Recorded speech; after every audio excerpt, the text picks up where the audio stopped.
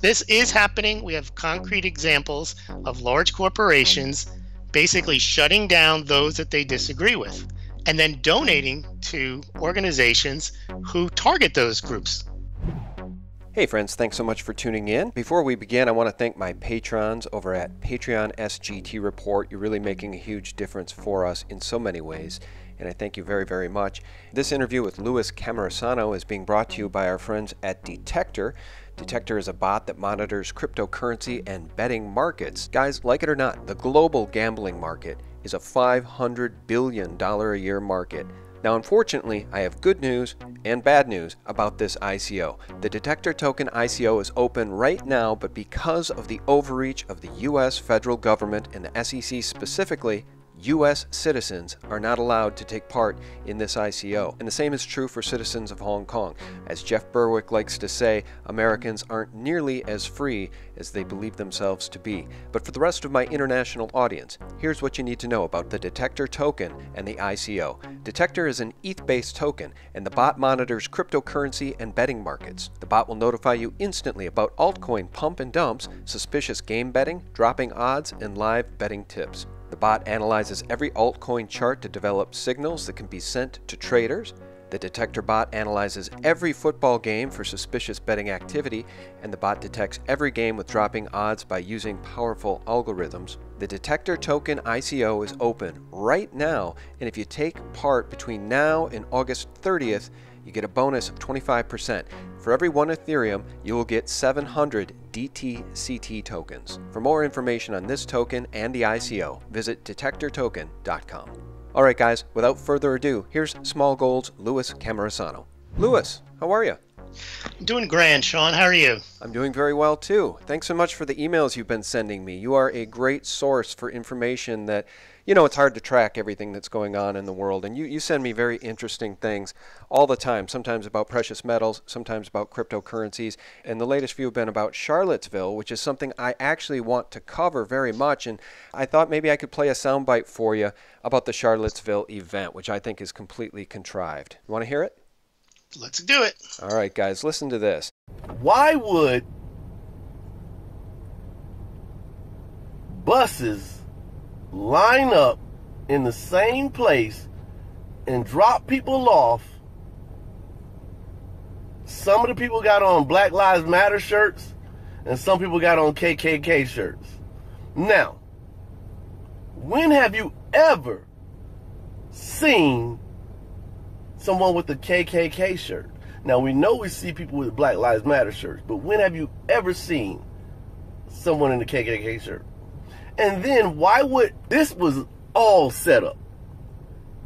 You understand? The whole thing. First of all, you're not going to have on a KKK t-shirt and you're not going to have on a Black Lives Matter t-shirt getting off the same brand of buses parked back to back. We're talking about bumper to bumper, not in the same area, bumper to bumper. Yeah, I'm showing the video there too, Louis, and it is pretty shocking. But this is information that is not new to those of us that have been paying attention. Now, for folks who are just watching CNN, they think that the entire thing was nothing but neo-Nazis and white supremacists, and the Antifa people aren't bad because they're never mentioned. I'll tell you what, there is an absolute psyop going on here, and the mainstream media is just running with the narrative to bring us all down. You've sent me some interesting links. PayPal has banned Jihad Watch from accepting donations. And this one, this is really ties it all together, and then I'm going to turn it over to you. The Clooney Foundation for Justice just donated $1 million to combat hate groups in the wake of Charlottesville. And here's the punchline. Variety says, the Clooney Foundation for Justice, led by George and Amal Clooney, gave a $1 million grant to help the Southern Poverty Law Center combat hate groups in the wake of recent white nationalist gatherings in Charlottesville. First of all, don't you find it funny that they never mention Antifa or the George Soros-funded groups that were down there? This is really outrageous stuff. I'm going to shut up and turn it over to you.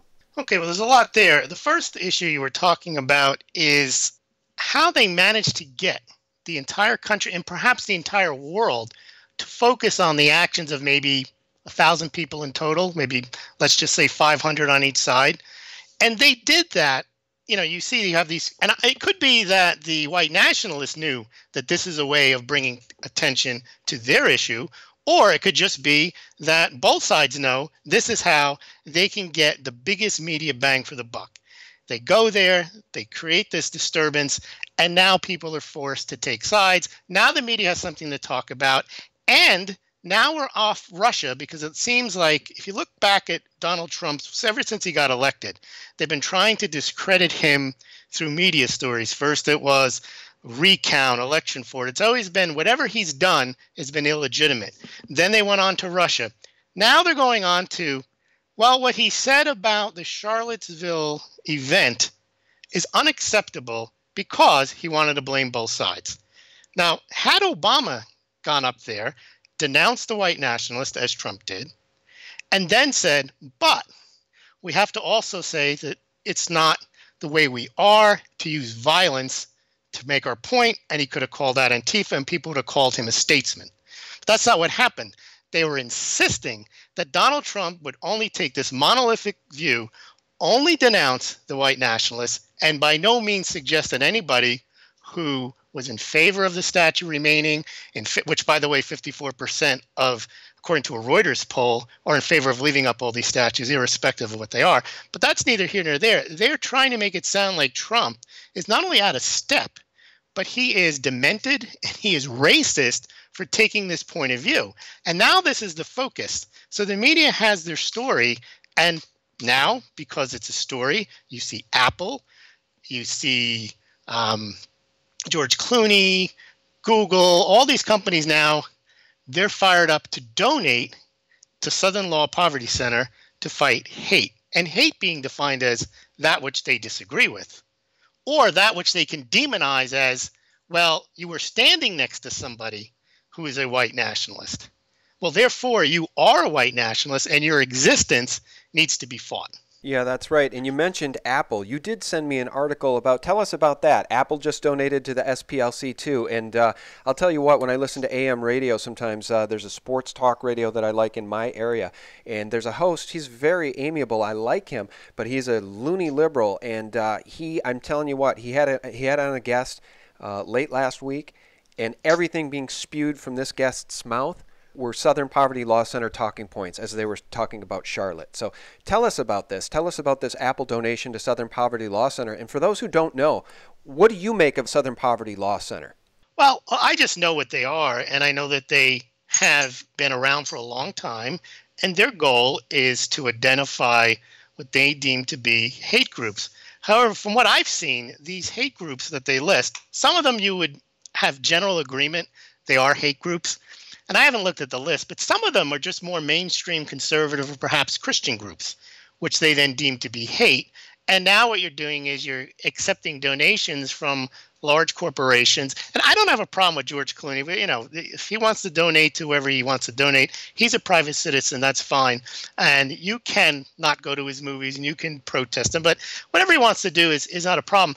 It's when these large companies like Google and Apple, PayPal, they decide they're going to step into this and they're going to donate to a group, which again, you can say is fine because they're private companies, but in a sense, they're quasi-public, if not totally public, because of the monopoly they have in their respective areas. So you really can't use the internet without using Google or Apple. Without the two, you really can't get online. So the fact that they donate $1 million as a pittance, but then they publicize that they're doing this and they'll help others. You know, they want to create this bandwagon effect where people will now donate to one group who's basically not necessarily even representing a majority opinion, because they view Donald Trump supporters as being racist or part of a hate group, basically. And no matter how you slice it, even if you agree 100% at the way the votes were tallied, Trump supporters got at least half the votes. So to basically divide the country along those two lines, that's not splitting it amongst hate groups. That's basically saying anyone who disagrees with me is in a hate group. And that's where the problem is. Now, we were talking, Sean, about in the pre-interview about Google shutting down accounts, PayPal shutting down accounts. When that happens, a lot of people have taken the legal argument, well, a little learning is a dangerous thing. They learn a little bit and they say, well, the First Amendment only applies to what the state does. And that is true. If you get the Constitution out, it says, I got it right here. What does it say? Congress shall not make any laws respecting the establishment of religion or prohibiting the free exercise thereof, or abridging the freedom of speech or of the press or the right of the people to peacefully assemble and so on. So basically, the standard argument is, without going one step further, is that Google and Apple are free to not serve anyone that they deem to have views that they don't like or they view to be dangerous. Now, if you can take that back to the argument that the people in the South would make that were running lunch counters. And they were saying, well, this is our private property, and therefore we can deny service to whoever we wish. And that was code for denying service to African Americans. Now, we all know that that didn't hold water because courts held and laws came about and said, no, you're in a public place. You can't do that. There was a case, it was Marsh versus Alabama. And this is 1946, and this has nothing to do with race or anything. Someone was handing out Jehovah's Witnesses pamphlets in what was called a private town in Alabama. I think it was called Chickasaw. And the town said, well, you best be moving along here because we don't want you handing out anything here. Just go along. And the person got arrested, removed, and they brought a First Amendment case. And the argument of the town was, sorry, we're not the government. You can't just come onto our property and start handing stuff out. And a case went to the Supreme Court in a 5-3 decision. They said, yes, she can hand that stuff out. Why? Because they determined that there was state action, that there was a quasi-public place, and that a town doesn't have the same characteristics of had that person come into someone's private home and started handing things out. Well, you can kick them out of your house. Still, at least today, you can still kick somebody out of your house for any reason whatsoever, for what they say, for what they wear, because there is no state action. But you see what happened in this case was they took an entity that was private and they made it public in order to uphold the First Amendment, just like they did with the lunch counters. What I'm suggesting here is that these companies, Google, Apple, PayPal, when they shut people out of their accounts, Twitter, Facebook, and then claim, well, we could do whatever we want. Well, I would argue that it's the same thing. I think Mark Dice made this point. It wasn't even a legal point. Was they don't like what you're saying on the phone, so they cut your phone off. And that sounds ridiculous, but it's the same thing if Google or Facebook or Twitter do it, because that's the only place you really have to speak in a public forum. And since there is no government public forum from which to speak, it's being run by corporations. Well, they are, in a sense, either could be deemed quasi-public places, and therefore the First Amendment does apply, or they're government actors because they're using all of these public nodes on the internet. So I would think that someone should bring a case, because I don't believe the argument is, if you're going to have that private property is private property and anyone can do what they want on their private property, well, then you'd have people excluding African Americans from lunch counters. You'd have people not, for example, the case with the gay couple where they wanted them to make a cake. They made them make the cake, and the argument was, we have a law because you're on public property. Well, the same argument could apply to Google, Apple, Facebook, and Twitter, that these are quasi-public entities and therefore should have the scrutiny of the First Amendment, and they can't shut you off unless you do. They see what they're shutting people off, not for inciting hatred and violence, but for being of a certain type or having a certain point of view, which they deem to be offensive, which is not the same as inciting a riot, which I can see then even the government would, in the First Amendment case, would say, look, it's a balancing test. It's just the old thing with the freedom of speech. You don't have the freedom of speech to go into a crowded movie theater and start yelling fire when there isn't one. Right. Even though it's a you don't have absolute First Amendment rights. Well, here what they've done is they've basically chopped off not only your First Amendment right to speech, but even to assembly, because if you belong to a group that they deem to be hateful, they're actually paying money to another group to be against you. And then they'll probably cut you off of your services. No, you're right, and I think there's a case to be made here to regulate Google, to regulate I mean, they're essentially, you're right, they're like phone companies, they're like public utilities, and they're exercising so much Orwellian censorship at this point that it really defies belief, except for when you know that that is the agenda. What we're seeing unfold right when now. when they donate to these countries, yes. When they go donate to the SPLC, then you know that's their agenda. Yeah, that's right. And it brings me back to Clooney here because he's such a hypocrite. Now, he donates, well, first of all, he, like Soros, is all pro-open borders in the EU. Meanwhile, he has decided to move his family back to the United States over fears that England has become too unsafe with too many terrorists, right? And then what do we see happen over at PayPal? We see online payment company PayPal ban Jihad Watch and the site's director Robert Spencer from accepting online donations using the service. And here's their excuse, quote, because of its extreme hostility toward Muslims, the website jihadwatch.org is considered an active hate group by the Southern Poverty Law Center and the Anti-Defamation League.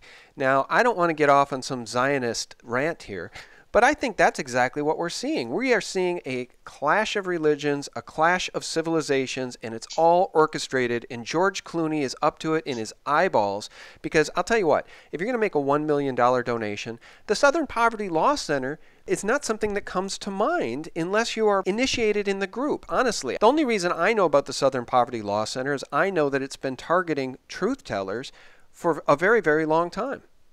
So here's the issue, Sean, and if they thought about it and they realized that the law could equally apply to them one day, put the shoe on the other foot. Let's say that Google, Facebook, Apple, Patreon, all these were run by Christian groups. And they viewed the Southern Law Poverty Center, their activities, as being hateful because they're always pointing out groups that they don't like. So what they decide to do is, we're not going to allow the Southern Law Poverty Center to use our services. Well, that would be a problem. But you see, they don't view it that way, that as long as they get the right to shut people down, they don't care what the precedent is set. They figure ends justify the means. We don't care that we've trampled on potentially First Amendment rights. They just want these people shut up. The danger in that is these companies, none of them last forever. The top 100 companies 100 years ago don't even exist anymore, from 50 years ago. All these things change, and they can create a reaction. And you know more about this than I do, because you talk to the people and steam it. There's a lot of brewing blockchain type companies that kind of remove the gatekeeper. And, you remove the gatekeeper and they don't have any power to tell who can be on, who can say what, and who can't say what. So the issue here is that the Southern Law Poverty Center, any of these groups who insist that they want diversity or they want free speech, it's basically as long as they approve it. And that's where I think the issue is, because it's not a consistent view on what the First Amendment is. Now, the ACLU, they have twice, at least that I know of, in the 70s, they actually fought for, I think it was the KKK, to go through Skokie, Illinois, which had at the time many Holocaust victims. And they also supported the right for whoever organized this thing in Charlottesville. Like it or not, that is what the First Amendment is about. Is they've come up with this concept that, well, it doesn't apply to hate speech. That's actually what the First Amendment is designed to cover. It's not designed to cover, you could talk about the weather all you want, or you could talk about George Clooney's new outfit. It's really meant to be, people can say whatever they want, because words in themselves don't do anything, and you should be allowed to express your opinion, no matter how distasteful a majority feel it is, or just about everyone feels it is, as long as it doesn't lead to direct violence. The argument they're using here, though, is that the existence of people who identify as white nationalists, that in and of itself causes violence. That's a slippery slope there, because you could say that about any person that you dislike their points of views, as, you know what, that just irks me, and therefore now I'm justified to commit violence against these people. Well, I'll tell you something, man. I went to journalism school, right? I got my degree in journalism, and we had long conversations about the First Amendment. I recall my professor saying, I may ardently disagree with what you say, but I will defend to the death your right to say it. These are very, very basic constitutional constructs, but we see this fascist machine and this strategy being rolled out to not only curb speech, but to destroy it. Did you notice that Canada has recently passed laws criminalizing speech if you dare call a transgender person by the wrong pronoun? And now these nuts in California just introduced legislation to do the same. Well, New York City has the same. They're literally destroying speech. They're changing our language. And once they destroy our ability to communicate, or our First Amendment protections to be able to communicate, it's game over. That's much more important, those issues, than whether the 8-chain ICO is going to be the one world currency running through the IMF. This is not speculation. This is what's happening, Sean. This is happening. We have concrete examples of large corporations basically shutting down those that they disagree with and then donating to organizations who target those groups. So basically just being a conservative or being a Christian or whatever the group is, you have a target on your back, and they either want to hit you or stop you from transacting business, shut you up.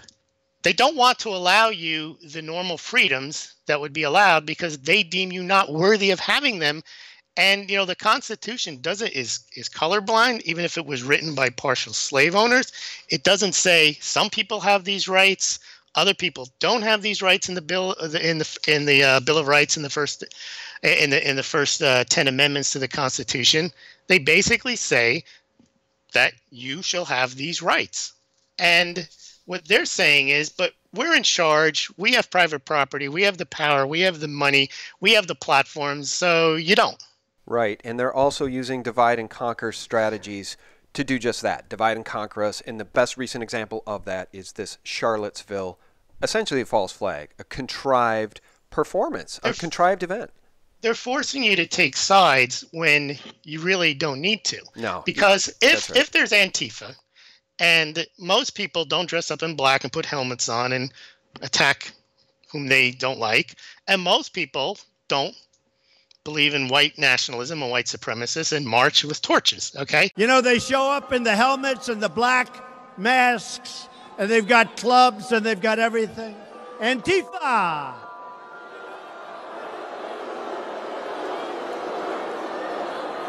So on August the 14th, so that was it, and I said, all people, I love all people, everything, right?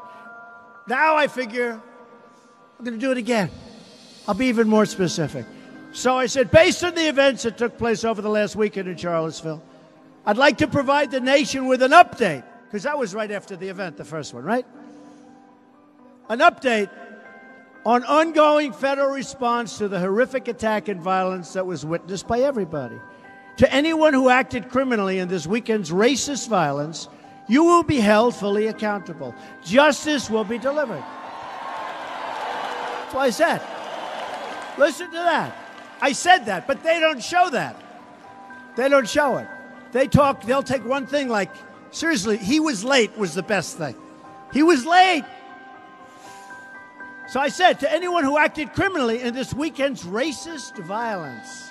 Okay, then I go, we must love each other, show affection for each other, and unite together in condemnation of hatred, bigotry, and violence. We must rediscover the bonds of love and loyalty that bring us together as Americans, right? Then I said, racism is evil. Did they report that I said that racism is evil?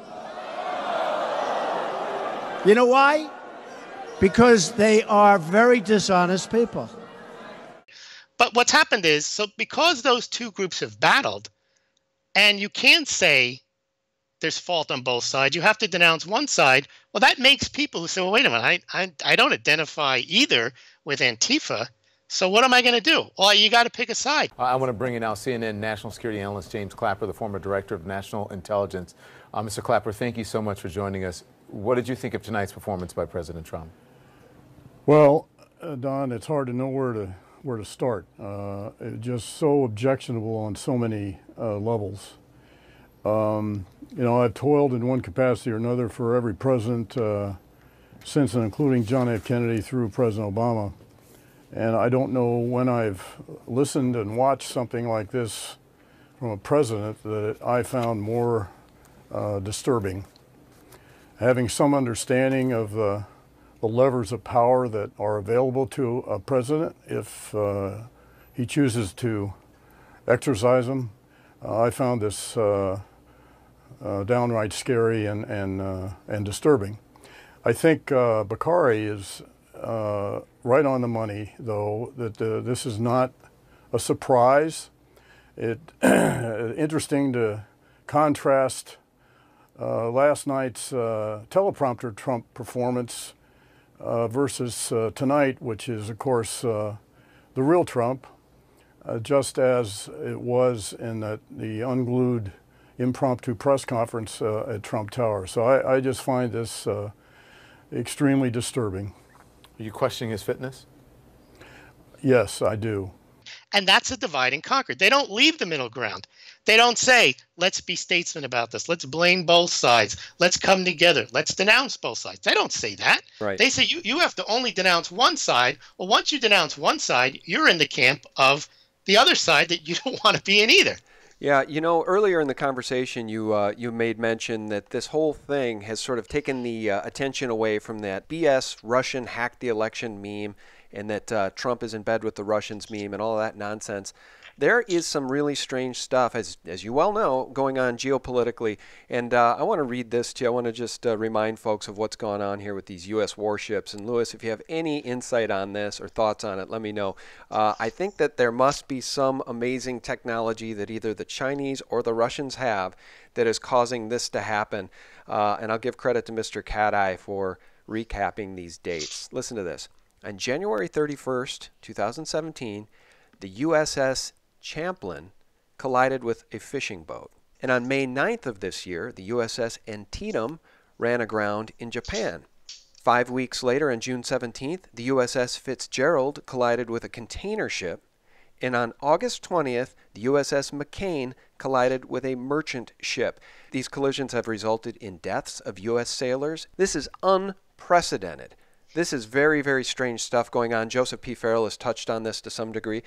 Your thoughts on any of this as it relates to these crashing U.S. military ships, or how the Russian hacking meme has been taken away from the front page news? I don't really have any thoughts on these ship accidents, but clearly, as I mentioned at the beginning, they're looking for as many ways as possible to delegitimize Donald Trump. And the latest one now is they need to tie him to being a racist, being a white nationalist, even though he said countless times, not just in prior to Charlottesville, but at the Charlottesville press conference, the issue they had with him was he also said that not everyone there was to be denounced and there were bad people on both sides. And again, take that out of Trump's mouth and put it into someone else's mouth and you'd say, okay, that's reasonable. You want to look at the situation, look at both sides. But because they have already laid the groundwork and the seeds that Donald Trump is illegitimate, Donald Trump is a racist, well, because he's not looking at this only from the point of view that the white nationalists need to be denounced, therefore, he's a racist. And therefore, if he holds these points of view, he's probably suffering some cognitive issues. There's a Democratic bill to have him examined because they think, you got to be nuts to think the way he does. Yeah. And that's what this is all about. It's not about and the thing about the statutes, these statutes, there's probably one in every town. Most people don't even know what they are. Most people don't care about them. This is what I object to with the mainstream media. They pick the issues. They make you pick a side on something you really, in your daily life, would never even think about or care about. You would never wake up in the morning and say, that statute has been bugging me. I'm going to go organize some people. We're going to go knock that statute down. You never thought about it. They've told you to think about this. This thing, like you say, it's contrived because the amount of people that were engaged in this battle were basically less than 1,000 people probably in Charlottesville. And now everybody has an opinion on it. Now you're doing a show on it.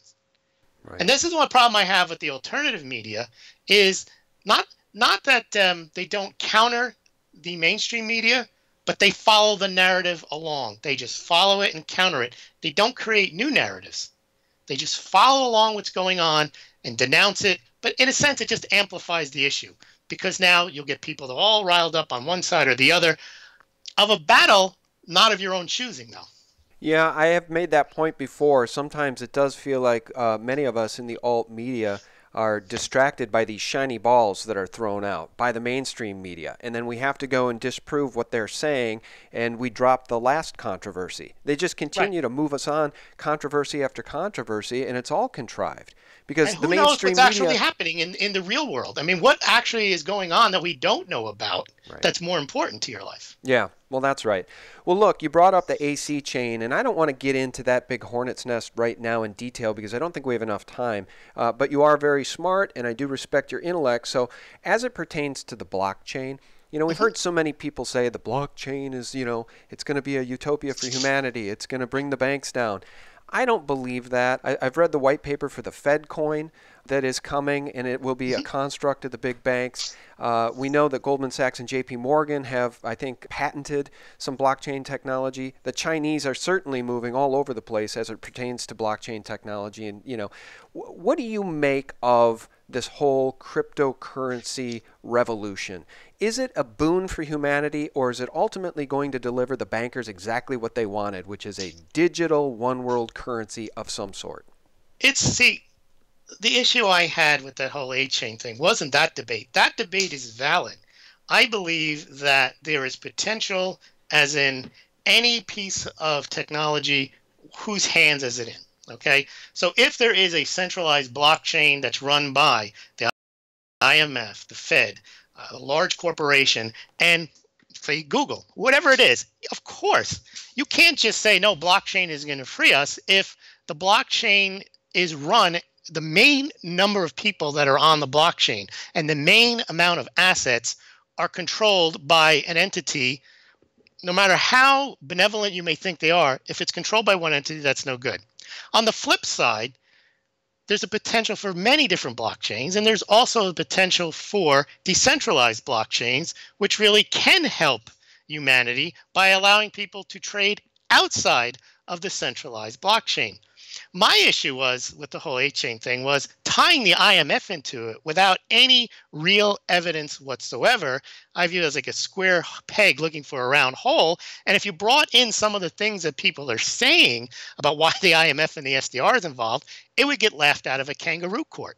So I think people conflated the issue with people were upset about this Lynette Zhang point of view by saying, oh, she doesn't understand blockchain and she's criticizing Bitcoin and that's a problem. I don't think that's what the issue is. You can have your view on Bitcoin. You can have your view on blockchain. You can have your view on whose hands it's in.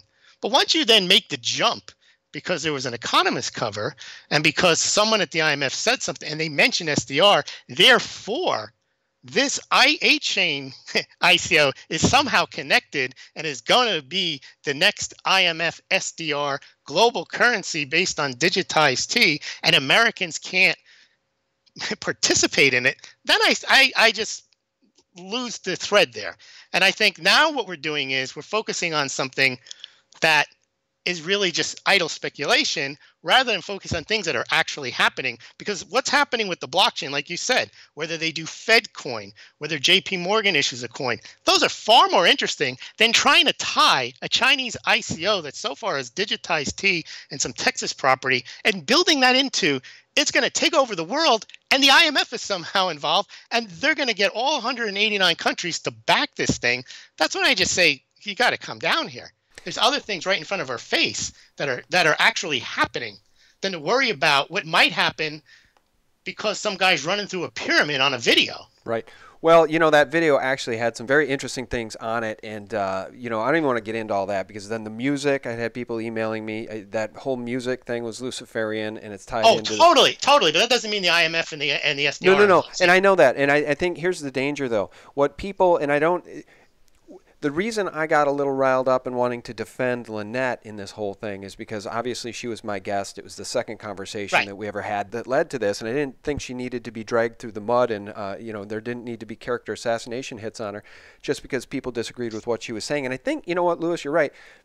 People got riled up over her slamming Bitcoin, claiming that Bitcoin got tied up into this thing. And that was just a small, right at the end of the interview, she said that. And so I'm pro-Bitcoin. I'm pro-Ethereum. I've got some of these cryptos. I think people need to get some skin in the game. And let me ask you this, though, as it pertains to philosophy, as it pertains to doing the right thing in the face of all this tyranny. There's a cryptocurrency out there called IOTA. Here's the thing. I'm against the Internet of Things. I'm against shipping everything on the planet. I'm against the 5G FCC rollout. I'm against all of this stuff, and yet it's going to happen anyway. I don't think we can stop it.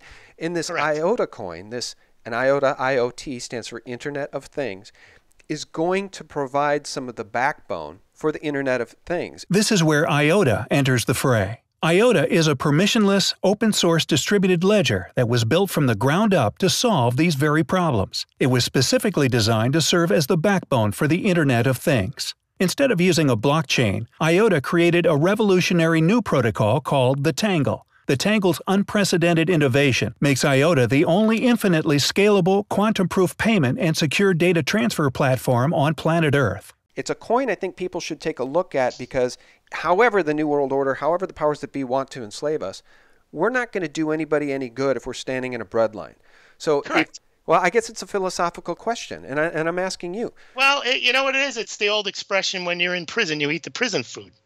It's the same thing when one of the reasons that I've warmed up to cryptocurrencies is exactly what you're saying is if you can make cash, fiat cash, and protect yourself, and whether that is you buy property, you invest it, you buy gold or silver, whatever it is, well, you're being rewarded for, even if it is a government plot, you're being rewarded for playing along rather than just sticking to your guns and watching your silver portfolio go down. And the reason I got more involved in thinking about Bitcoin, when it first came out, I thought it was ridiculous. Why would anyone want to use it?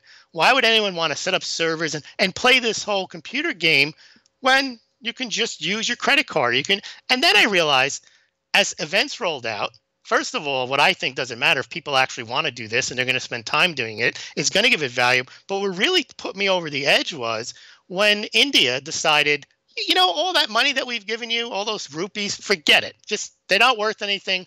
Turn them in. Yep. Now, they just turned off your notes. And that's the problem I have with I've written about this, the dark side of the cashless society and you mentioned this, go back to Fascism and Freedom with Alan Russo, with the chip, that basically you cause trouble, you're off the grid. And the thing about Bitcoin is it is a separate grid. It's off the grid. They can't shut down your Bitcoin account. In other words, they can't, like they can your Google account, like that. Right. So that is, it may be, even if it is tangentially rid or somehow it's part of this digital mark of the beast, it still is an out from being having your money in the bank where they can just seize your account, where you're on Facebook, Twitter, whatever it is, or they can just shut you down. They can just shut you down if you hold certain cryptocurrencies.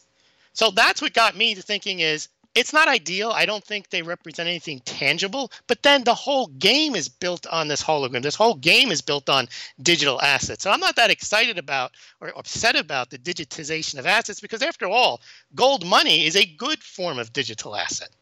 It allows you to buy gold. Supposedly it's audited, and you can spend your gold in a way which makes gold move into the 21st century. Now, I heard a lot of people say, I just want to have it in my hand. Well, that's fine, but if then you want to buy something online, having it in your hand doesn't do you any good. So digitization, this is a classic example where it can be good, and I think the gold money serves. I don't promote it. Actually, I have it on my, but I've never sold any on it. Bullion vault, any of these gold-backed chains, I'm in favor of those.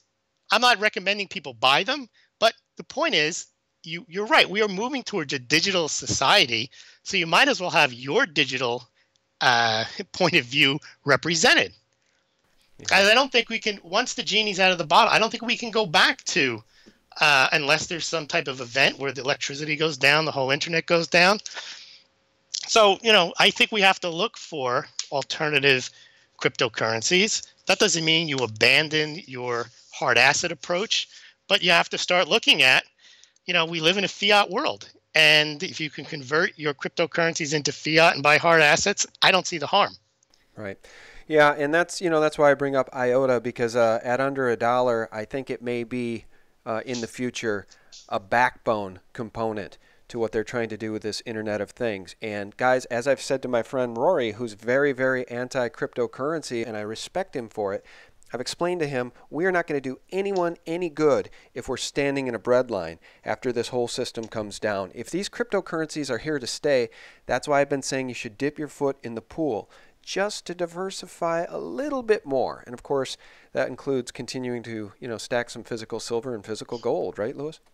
Well, yeah. I mean, the thing about the cryptocurrencies, the other thing that warmed me up to them was I'd expected them to go away. They haven't gone away. And the fact that more capital keeps going into cryptocurrencies, more infrastructure keeps getting built, more innovations keep coming out. Yes, some of them are ridiculous, just like in .com, but you now have a hardware wallet industry where you have competitors in that industry. You have different types of cryptocurrencies that cater towards payment systems. You have others like Ethereum. You have ones for smart contracts. These things are happening. And yes, the government's always going to try to co-opt them. But that's the same thing. We just go back to gold. People using gold, what do governments do? They create the gold standard. They don't want you to have the gold. They're going to put it on the gold standard, and they're going to issue the certificates. And eventually they say, you know what? We don't need the gold. We're just going to issue you certificates. And you're going to say, fair enough. So if the world is heading towards digitalization, fighting it is really not going to do you any good. You live in a digital world. A lot of your assets are already digitized, like your mortgage. You can't fight this anymore. Well, and we'll continue to try to fight it and get the word out and sound the alarm, and that is why we have been talking and will continue to talk about that 30-year prediction in The Economist's 1988 cover, which shows a phoenix rising from a burning pile of fiat with what appears to be a gold medallion around the phoenix's neck, and the cover of that damn magazine said, "Get ready for a world currency." I'll tell you what, we stand at the cusp of that prediction potentially coming true at some point here in the future, Louis, unless the banksters have completely lost control, but I just don't believe they have. I really don't. I think they're going to roll this system forward, and it'll be a brave new digital future. Well, I've read that most people only look at the cover and then they draw a conclusion, and that's just a cover. I've read the article that covers. I'm not going to go into it right now, but I do agree that there is. Forget whether it's digital. It's always about control. Whether the control is controlling the assets or controlling the assets through digitization, it's always been about control. And I think that's what you have to fight. It's not the blockchain you have to fight. It's who controls the blockchain, who controls the assets. Because if you have your assets on a gold digitization, and let's say there's 50 of those types of companies like Gold Money, there's no harm in it. There's competition within the digital blockchain space for gold. The issue becomes if one country or the IMF rolls up all the gold and puts it on their blockchain, and then you can't have any. The same with any asset. So I think the danger is not blockchain. It's stopping large entities from rolling up the vast amount of assets, whether they be in digital form or physical form. I mean, you'd have a problem, forget whether they digitize it or not, if, and this could happen, one country buys up all the grain in the world and uses it to starve. You don't need the blockchain to do that. No. Uses it to starve everybody. Right. Well, and my friend David is continuing to do some really deep, interesting research about AC chain, and he's discovered some other interesting things. I'll get him on soon to talk about that. But you brought up Aaron Russo a little while ago in the conversation, and you're right. Here's where we all draw the line. This is the line in the sand that cannot be crossed. And actually, I thought for the people of California, the line that cannot be crossed is when Jerry Brown signed into law that Orwellian, nightmarish, tyrannical law that will force parents to vaccinate their children against their will. But apparently, the people of California will allow themselves to be pushed and pushed and pushed. And I guess I don't know where the line in the sand is for them. But the line in the sand for me is the chip. that Aaron Russo predicted we will all be forced to take as part of this Rockefeller New World Order plan. You mentioned Aaron Russo. He said it in his interview. He said we'd be chasing boogeymen around in Afghanistan after an event in New York City, and there were no boogeymen there. It was all contrived, and the goal ultimately is to get us all chipped. That to me is the mark of the beast, and I will not accept it. Can I defend my friend Rory's point of view on this, however? Yes.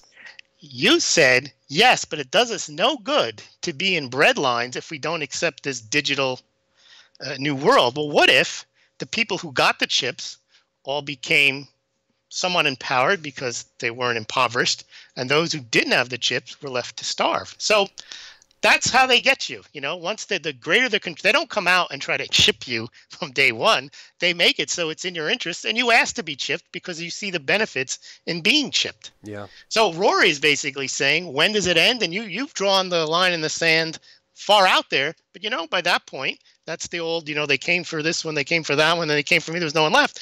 That could be an example where if you don't draw the line earlier, you could just easily view it's in your best interest to accept the chip.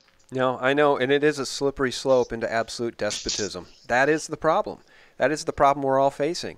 And I'll tell you what, man, early adopters in Bitcoin have done a lot better than people who continue to poo-poo it.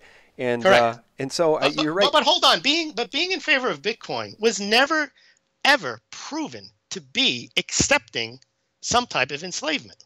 See, that people have projected that onto Bitcoin. People have suggested, inferred, insisted that it's a CIA plot. That has never been proven. No, it hasn't. But it hasn't been proven that it was created by some Japanese guy named Satoshi either. See, correct. We don't. That's the problem. The difference with the chip, though, is that is nefarious as it gets. It gets put into you, and you have no choice. That's right. So there's a big difference. They may be, you know, Bitcoin could be totally pure as the pristine snow, or it could be a plot. But I don't mind that debate.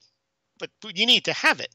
But like you say, if you're uncertain and you're going to benefit from it, I'm not sure that you're committing a moral offense by profiting from something that you can't prove you shouldn't be. Yeah. So your ultimate take then on IOTA at under $1, knowing that it could provide the backbone for the Internet of Things that they're rolling out, is that I haven't looked. You know, the one I looked into is MadeSafe. I don't know if you're familiar with that one. What that one does is it totally takes away the gatekeeper. It allows you to store your bits on free people's computers, storage, and computing power. So basically, the internet becomes an entirely new internet where there's no gatekeepers. And that has been going on for 10 years before Bitcoin, 2 years before Bitcoin, but it's been out for about 10 years. It's called MadeSafe, and there's a MadeSafe coin, which represents the token. I think it's called SafeCoin. So, yes, I'm in favor of these things. Whether they're good investments or not, I don't know.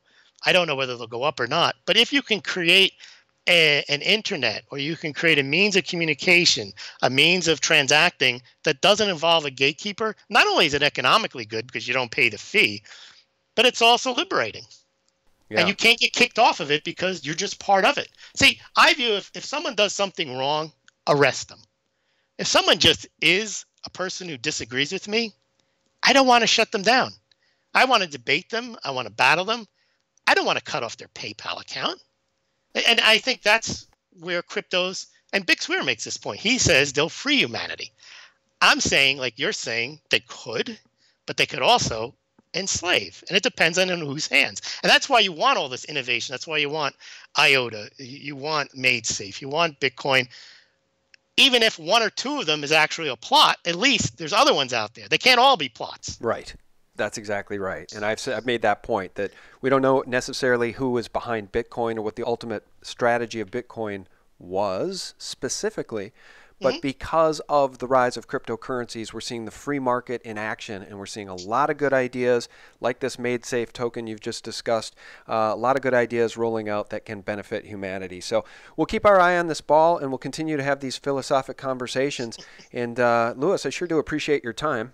Well, thank you very much, Sean. I appreciate listening to you and your guests. I don't always agree, but it's actually part of what I'm all about, is listening to all these different sides and keeping the conversation going. Yeah, not shutting anyone down. No, that's right. And this is the platform for that type of discussion, and I really appreciate your perspective. So can you shout out your YouTube channel so we can get you some more subscribers? Oh, thank you very much. I think I have 2,300. Smaulgld.com is the website. Smaulgld is the YouTube channel. I put up something every day, Sean. What I focus on is not these philosophical discussions, though I love having them and listening to them. I basically put out information on what the Chinese are doing with gold, what the Russians are doing with gold, what the Indians are doing with gold. Also silver. I cover the U.S. mints. I cover the Perth mints. So I basically cover what's going on in the gold and silver world on a daily basis, mostly providing charts, facts, figures about the precious metals. And occasionally I'll cover what's going on at the Fed or in the real estate market. And more recently, I do cover the crypto space as well. So please check that out and also subscribe. Absolutely. And guys, Smaulgld is spelled Smaulgld. And that is the YouTube channel. I'll put a link below so you guys can subscribe. Louis, thanks so much. Thank you very much, Sean. All right, guys. And thanks so much for tuning in. We very much appreciate your support at sgtreport.com. The new and improved site looks great on your mobile device now. And check us out for our RSS feeds at thelibertymill.com. That is really still one of my favorite sites in the world. So much great, truthful information there from sources we trust. Right there at your fingertips. And finally, check out thephaser.com for hand-selected videos. I post those there myself for you. It's the stuff that I find compelling and interesting on YouTube. So check that out. And guys, have a great week ahead. God bless. We're nearing the place where we won't have enough food to put on the shelves, and that's the bottom line. So with no biosphere production, there can be no economic production. There can be no civilization as we know it, and that's the road we're on.